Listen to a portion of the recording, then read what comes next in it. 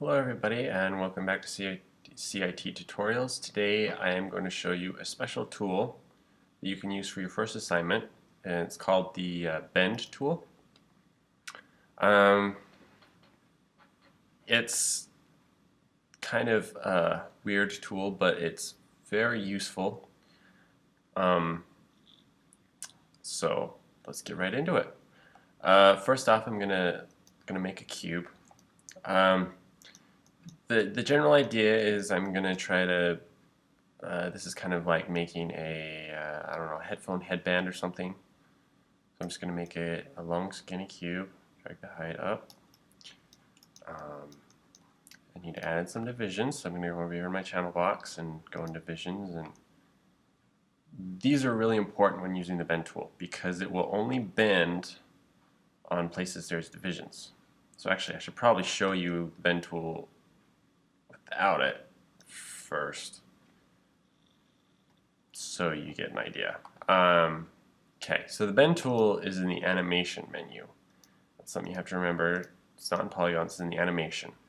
And it's in create deformers, non-linear bend. And make sure you have your object that you want to bend selected so it'll attach it to that object. Click bend. Okay, and you get this little line that is your bend tool.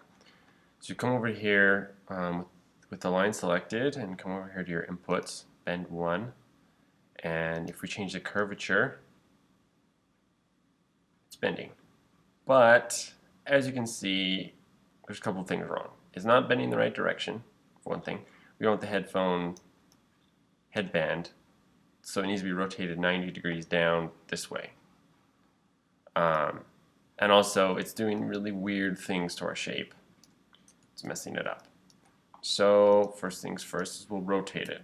So I'm just hitting E to rotate, and I'm going to hold J, rotate it down 90 degrees. And you can see down here it's negative 90. So now, if we try to change the curvature, okay, so it's bending in the right direction now. But as you can see, it can't bend because there are no lines in it to bend on. It's trying to bend here and here, but it can't really because there's not enough data. So I'm going to undo that. I'm going to select my cube and go to bend, not bend, polycube, sorry. And we'll add divisions in the width. Basically, you want to add divisions in whichever perpendicular to whichever direction you're bending. So, I don't know. Just think of it as like my sister. She used to have these hair clip things that they were plastic pieces, and you could snap them on your hair, whatever, and it would curl around the hair. So it has to bend along the width to bend. Same sort of principle, I guess. Okay, so now, as you can see, here's a problem. We can't get to our bend tool. So this is where the outliner comes in handy. I showed the outliner in more depth in another video, but you come down here and bend handle, and we're going to go to bend 1, and we're going to change the curvature. And see, now we get a nice curve on this. And keep in mind, just like regular objects, the more divisions you add in it, the smoother the bend will be. As you can see now, it's kind of faceted. We kind of have some, you know, sharp things going on here. The good thing is since the bend tool doesn't affect the actual geometry, like if you were to move these vertices around and stuff, you can still add divisions while it's bent. This is very useful, and you'll see the full usefulness of this later. So I just upped it to 40.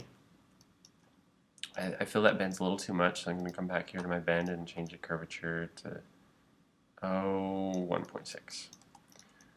So there you have it. There is a bend that I bent with the bend tool. The nice thing about this is instead of, if I were to bend it in other methods, I wouldn't be able to revert back very easily. But this way I can. I can just zero this out, and boom, it's flat again. just the way it was. So I can line it up with things or do whatever. And this kind of helps to, and I can go back and I can try different curvatures very easily. I can make a full circle even. So yeah, that's the basic bend tool. Something to keep in mind though is if you move this curve, it will change your bend. This can be handy, and this can drive you up the wall. This could work for, say, a particular sort of architecture, geometry, or something. And now if I change the bend on it, it'll change the final direction of the end of the object. So I can make like a J shape if I wanted. So you basically don't want to move the bend handle unless you have a particular reason to do it. The same problem happens when you move the actual object, as you can see. It doesn't really affect it as much this way, but if I bent it the other direction, it would be. So it's something to keep in mind. So what you want to do is once you have the bend handle and your cube, you want to select both of them and group them. So now to have your outliner window open, it's a good idea, and you can move your object without fear of messing up your bend that you made. And you can still get to them individually by just clicking on one of them. Remember, to select the group, you have to use the outliner window. So that's the basic bend tool, and I hope this helped. So I'll see you guys in the next video.